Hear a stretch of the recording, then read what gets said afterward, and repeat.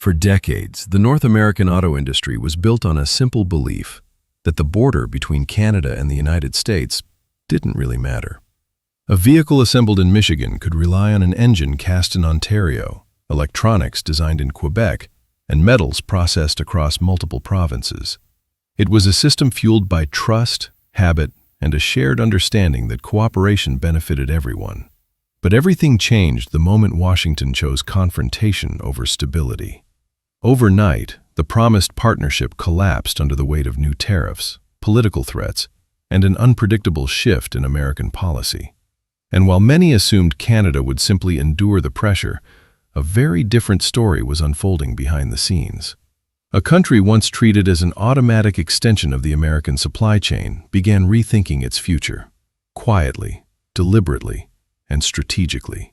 What started as a trade dispute soon grew into a turning point that would redefine Canada's role in North America and the global economy.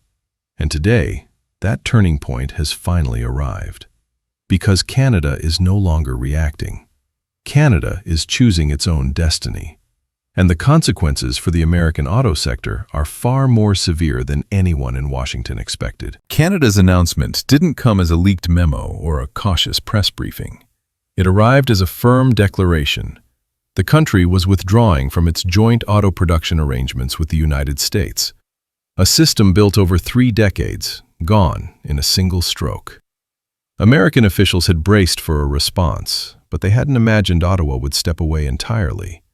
And that was the first sign that this wasn't just another negotiation tactic. This was a recalibration of Canada's role in the region.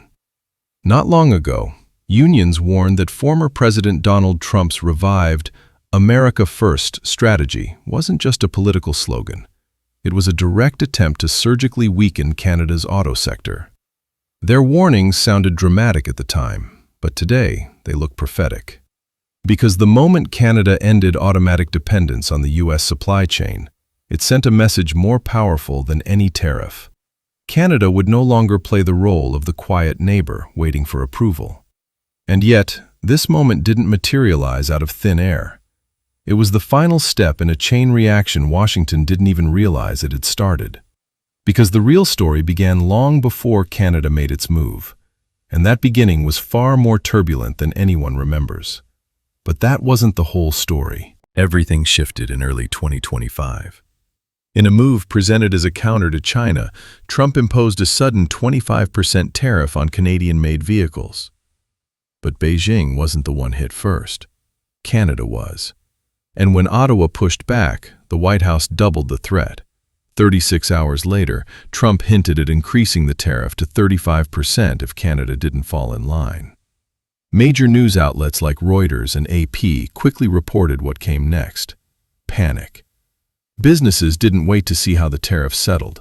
Stellantis abruptly shifted entire production lines from Ontario to Illinois, wiping out thousands of Canadian jobs in one blow.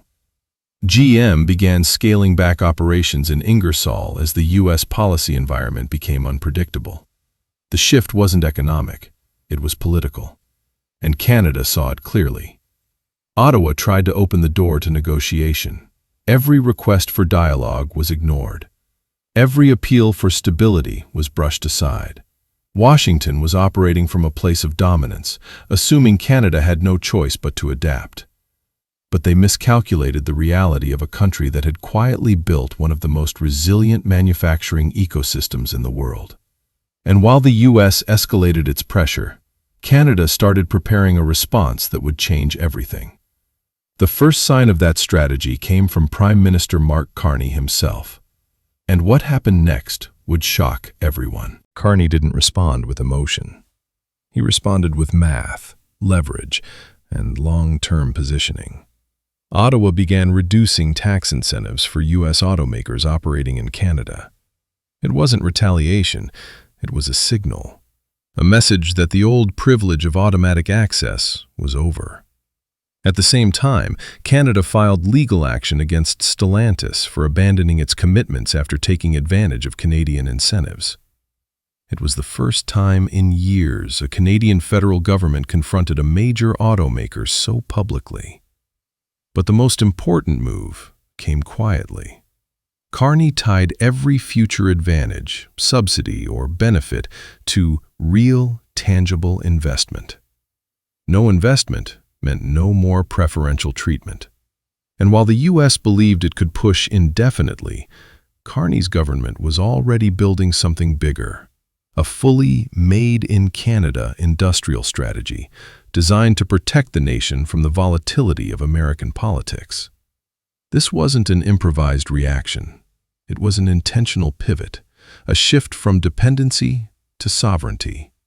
And it forced one uncomfortable question. If Canada no longer trusted Washington, what did that mean for the entire North American auto ecosystem? The answer was far bigger than the White House expected. For decades, the North American auto industry operated as a ghost border system. Cars built in Detroit often contained parts assembled in Windsor. Electronics designed in Quebec powered trucks manufactured in Tennessee. The entire structure relied on one fragile element: trust, a belief that both countries would keep the rules consistent, predictable, and cooperative. Trump's tariffs shattered that foundation, and when the U.S. stopped recognizing Canadian-made components as North American, it didn't just adjust a rule, it rewrote the DNA of the entire supply chain. Analysts in Washington themselves described it as an economic assault wrapped in friendly language. Once that boundary was crossed, Canada understood something crucial. Remaining inside a system that no longer protected it wasn't cooperation, it was vulnerability. And staying integrated under those conditions would only guarantee long-term instability. So Ottawa did the one thing the U.S. never expected. It stepped away from the table entirely. And the consequences of that departure were immediate and devastating. Canada didn't walk out to start a fight. Canada walked out to build a future. By suspending cooperation frameworks, Ottawa made it clear that partnership could no longer be taken for granted.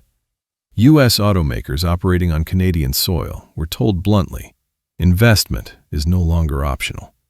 If they want access to Canada's market, they must create real jobs and demonstrate real commitment. But Canada wasn't looking inward. It was opening outward. Carney expanded economic diplomacy across Asia with intensity. New trade openings with Japan, deeper ties with South Korea, and even a landmark engagement with President Xi Jinping at APEC.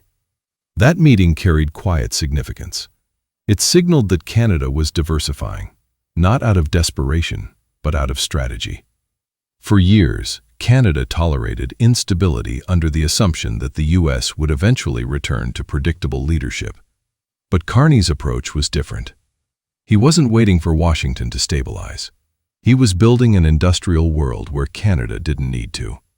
And as Canada strengthened its foundations, the opposite was happening south of the border. Trump's tariffs were marketed as a protection for American workers, but in practice, they destabilized the very industries they were meant to shield. The U.S. auto sector depends heavily on Canadian components, energy, and expertise. When that flow is disrupted, even a single part missing from a cross-border shipment can shut down an entire production line.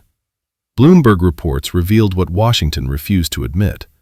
American automakers were now paying higher costs, dealing with chaotic supply chain bottlenecks, and facing prolonged uncertainty. Prices for SUVs produced in the U.S. rose because Canadian steel and components had become more expensive and harder to access.